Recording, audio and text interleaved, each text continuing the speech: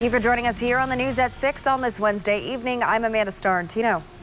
And I'm Mark Mullins. First tonight, 2 officers with the Indianapolis Metropolitan Police Department face battery and obstruction of justice charges after an incident during the protests in Indianapolis in late May.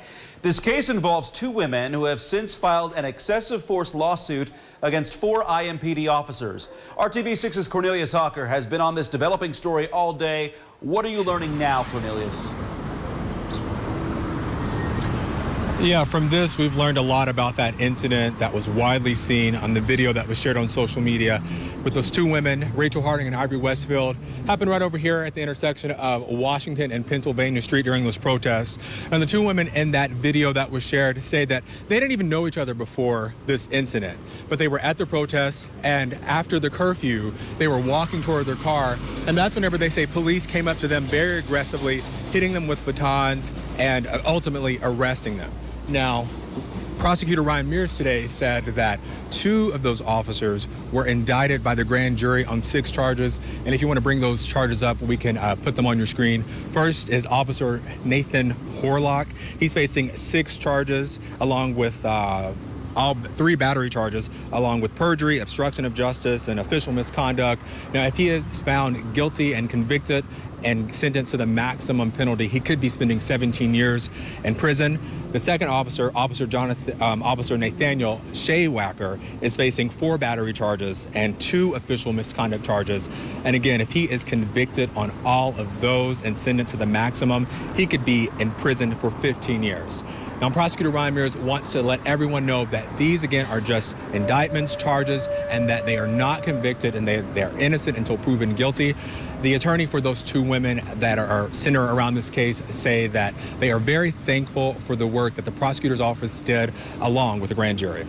Live in downtown Indianapolis, working for you, Cornelius Hawker, RTV6. Thank you, Cornelius. Coronavirus cases in Indiana schools continue to climb, and while the Indiana State Health Commissioner announced today they are working to create a dashboard that tracks COVID-19 cases in schools, the state has yet to release that information. We at WRTV have been tracking those cases ourselves so families can stay informed. Our Stephanie Wade questioned the health commissioner today on why they are not providing specific guidelines to schools on how to safely stay open. As of Wednesday, by our count, there are 55 confirmed COVID cases at Central Indiana schools alone, plus hundreds of students and staff quarantined as a result. State leaders have continued to say that each school district is different with different resources, so they're largely leaving it up to them and their local health departments to make decisions regarding student safety. Some parents and school leaders telling WRTV they feel unsupported and at a loss as to what to do as cases climb. My question is it fair with this number of cases that superintendents are left to navigate this pandemic on their own and make these tough decisions regarding student health and safety? I've personally heard from some superintendents say to me that they wish they had more help and specific, clear guidance because it's tough making these decisions right now. I understand. All of the decisions that we've made with regards to this pandemic have been difficult decisions to make. And that's why our local public health people and the State Department of Health are happy to partner with any superintendents, principals, school administrators, local health departments across the state to help in that decision-making process as we look at all the different metrics of their particular county. The state health commissioner reiterating that schools will not be COVID-free, but they need to develop plans to quickly isolate and minimize the spread. Stephanie Wade, WRTV. And because the Indiana State Department of Health is not currently tracking COVID-19 cases in Indiana schools, we need your help to track down those cases. You can contact us with new information anytime by emailing us at WRTV@WRTV.com. Today, there are fewer newly reported COVID-19 cases and fewer new deaths. But there's also a decrease in the number of people tested. The Indiana State Department of Health confirmed 671 new cases of COVID-19. That's more than 200 fewer new cases than was reported yesterday. The state reports 15 new deaths. That's also down from yesterday. But take a look at this. The Department of Health says they've received data that shows 5,760 people who have been newly tested. That's nearly 4,000 fewer people tested than there was reported yesterday. In total, 2,878 Hoosiers have died from the coronavirus since the pandemic began in March. So far, a total of more than 866,000 people in Indiana have been tested for COVID-19, 8.8% of whom have tested positive for the virus. Governor Holcomb announcing today he will not extend the eviction moratorium again like he did earlier this summer. It is set to end on Friday. That means landlords may begin the eviction process for tenants who have been unable to pay their rent due to COVID-19. Working for you, RTV6's Megan Sanctorum found out what this means for families and how some organizations are stepping up to help. Really just super stressful thinking about, what now? Many Hoosiers, like this woman who asked not to be identified, are finding themselves in a tough spot. The pandemic leaving them without a job or with a reduced income. With my reduction to 50% of my income, it has been significantly different. She's not alone. It's heartbreaking. It's absolutely heartbreaking. Bill Bickle is the program director at Holy Family Shelter. He says they've seen an increased need due to the pandemic, and it's expected to increase even more after the eviction moratorium is lifted on Friday. The moratorium itself has held off a number of families that otherwise would have become literally homeless on the street. The shelter itself is already at capacity, so they're working to place families in extended stay hotels and provide them with everything they need to get by. Meanwhile, families are making cuts in their budget, saying the ability to pay rent is most important. You want to know that you have a safe home to be in, and you can count on that, and your family can count on that. Many organizations, churches, and shelters like this are stepping up to also help negotiate payment plans between families and landlords to prevent evictions and keep people in their homes, especially once the eviction moratorium is lifted. I think the need for families regarding these services is going to be cataclysmic. One woman's advice to others in her position: do a lot of research and make a lot of phone calls, and there are people willing to help. It's just finding the right one. Working for you, Megan Sanctorum, RTV6. And the governor is directing people to the state's rental assistance program. $40 million was added to it last week. It may be 3 months late, but Indy cars are back on the track at the Indianapolis Motor Speedway. Today saw the first Indianapolis 500 practice. It's time for Trackside 6 with sports director Dave.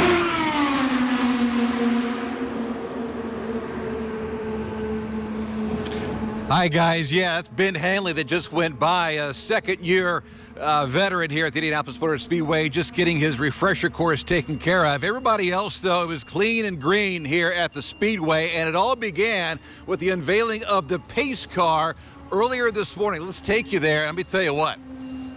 You want to see a car that can haul the mail? This thing is pretty good. C8 Corvette Coupe. 495 horsepower, top speed at 194 miles an hour, 0 to 60 in 2.9, the first ever mid-engine Corvette. Very, very cool. This was cool as well. Parnelli Jones on his 87th birthday, waving the green flag, the oldest living winner. Won it back in 1963. Great to see Rufus on hand, and at least virtually. New track owner Roger Penske chatting up his team driver, Elio Castroneves. How about RP in the old Speedway shirt today?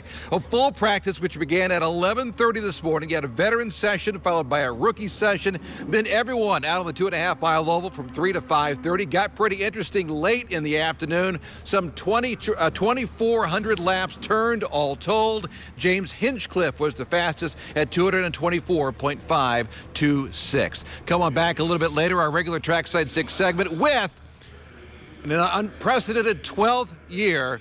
The legendary Tony Kanaan will join us live here at the Speedway, getting ready for yet another Indianapolis 500. We'll hear from TK Elio as well, coming up in just a bit. For now, Dave First reporting live from the Indianapolis Motor Speedway. A local college is spending money on a lobbyist to get more coronavirus relief aid. I'm Call 6 Investigates' Kara Kenny will tell you why they say it's money well spent. And still humid now, but a big change is on the way. How long you'll wait for the very comfortable air to arrive.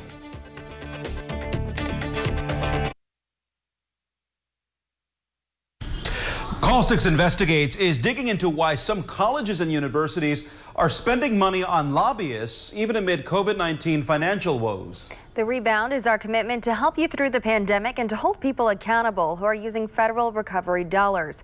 Call 6 Investigates' Kara Kenny explains why some schools say you have to spend money to get money from Washington, D.C.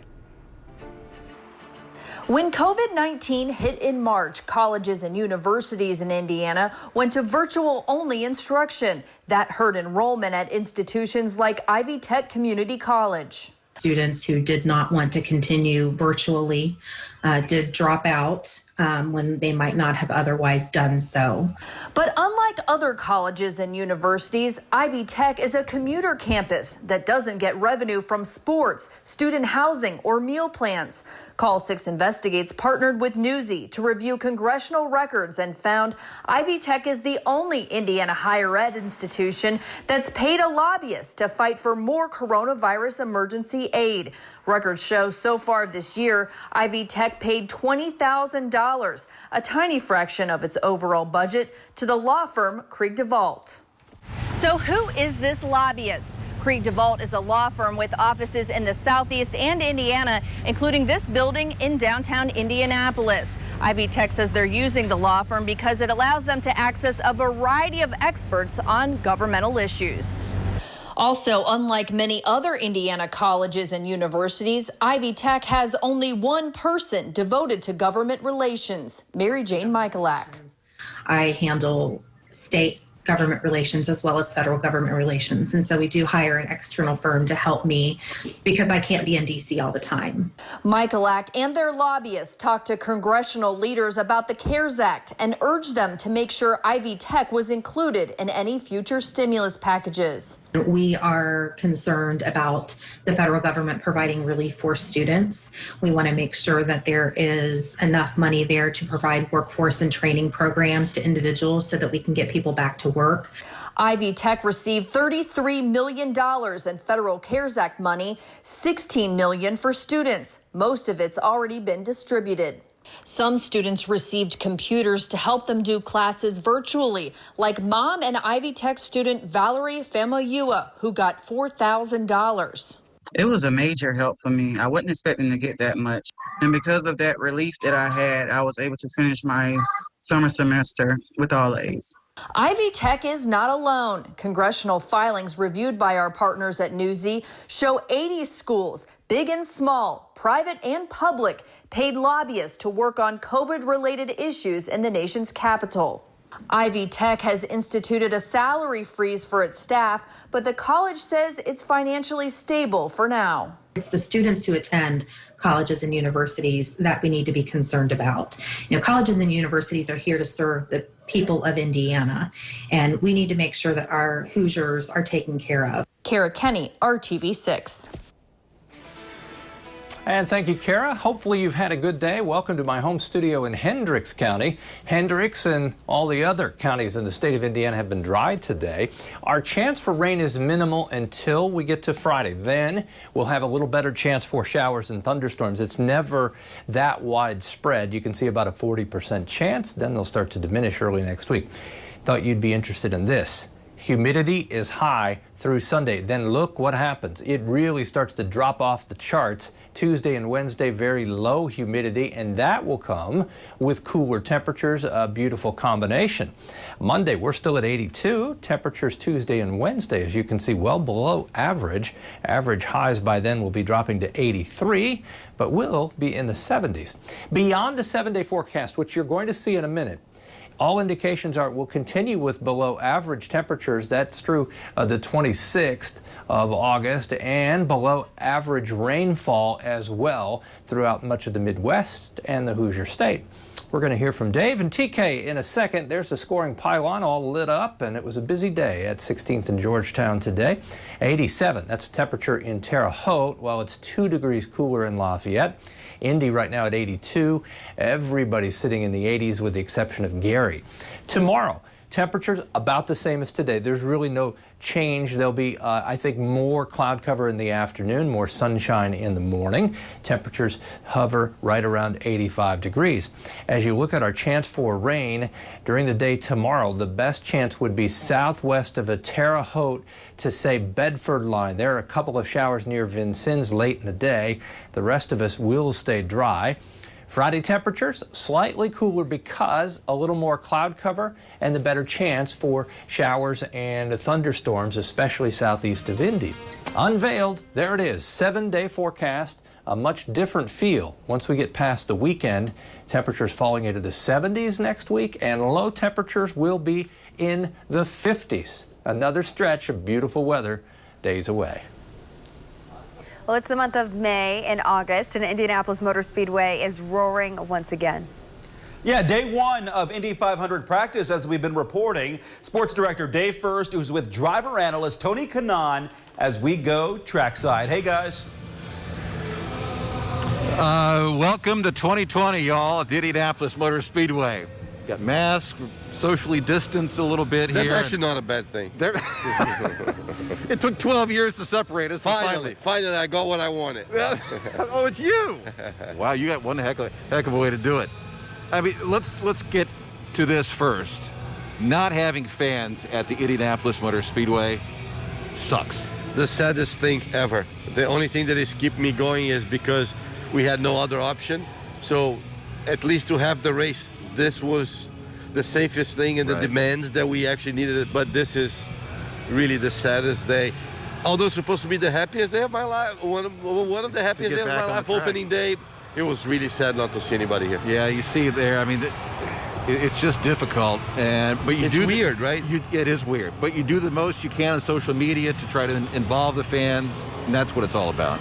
Yeah, I mean, Dave, it's just the situation everybody's in. So hopefully, us as drivers, you guys are entertainers, we will be able to bring some joy to the people at home and watching, because this actually sucks. Yeah. All right, let's talk about your day today. 58 laps turned, 11th quick. You hopped in your teammate, rookie Dalton Kellett's car a little bit. What did you learn out there today? Well, it was a good day. It was a good opening day for us. I really liked the car. We had a little mechanical issue at the end. I couldn't do a long run that we were planning, but it's solved now. But I'm really happy. I think I had a good opening day like this in a long time, so really? Extremely pleased with the car. Yeah. I jumped in Dalton's car. He was struggling a little bit to get past the third phase of his rookie. Sometimes for the driver to get the confidence, somebody else drive your car and say, hey, listen, this is fine, you can go do it. And as soon as I did that, he got back out and then got his phase done, so everybody's good to go. 15 laps over 215, that's the third and final phase. Take a look at the quick six. This is the no-toe now. James Hinchcliffe was the fastest of the day, 224. This is the no-toe speeds. Best speeds without the use of the draft, and a lot of Hondas in there. A lot of Andretti Autosport, Alexander Rossi leading the way. Big deal or not? No, it's early days. I mean, obviously you said depending on how good of the draft you got. I mean, I think if you look at the fast 30 laps, we always do an average of that. You have 4 Penske's in the top 4, so it's all a mystery, Dave. Penske, they've kind of won the last couple of races around here. Correct. We'll see. Let's hear from one of them, though. Elio Castroneves, 10th quick. The 45-year-old says, Tony, he feels like a young man. I feel like that Taylor Swift's song, I'm feeling like a 22 right now. It's absolutely awesome. Big credit for the entire team Penske. Basically the car was just like I never left. It was absolutely the same. And great to be back. It actually feels even better, the setup of the car. So the teammates, I have to thank them as well. So at this point, we're just tweaking, getting myself, familiar with everything. But oh man, this is absolutely great. Yeah, you're laughing about this. It's just annual, right? But I agree with him. 45 doesn't feel old. I don't know if you guys can relate to that, but, he's such a light of the party, right? He's always, I remember when I used to be his teammate, I'm not really a morning person, Dave, although I wake up really early, but I wanted to be quiet. He would irritate the hell out of me. We shared a car going to the track, and he is like that every day. So he's like just happy to be alive, which is awesome. At some point, you got to turn it down, though, a notch, right? That's what I tell my kids. Real quickly, aero screens. This is the first time we've seen them here, certainly in Indianapolis. What kind of a difference did it make for you? Awesome. I felt actually this was the best place. I did not like it more or less in Texas and in Iowa. It was really weird for me to get used to it. Today was awesome. So I don't know if it's because of the track is really smooth. It's a bigger place, but it's awesome. If it's trackside, it's another round of Thursday night specials. Comes up tomorrow night, a look at the Penske profile as the new era begins here at IMS. Simon Pagenaud's reign as the Indy champ lasting a little longer, but he's ready to defend. Team Penske president Tim Cindric, life lessons learned at Pike High, and a throwback Thursday, 50 years since Al Unser won his first 500 tomorrow night at 7:30 live from the Indianapolis Motor Speedway. An unprecedented 12th year, my friend. Great to have you back. Trackside 6. Tony Glad to be back. I'm Dave First. The News at 6 continues after this.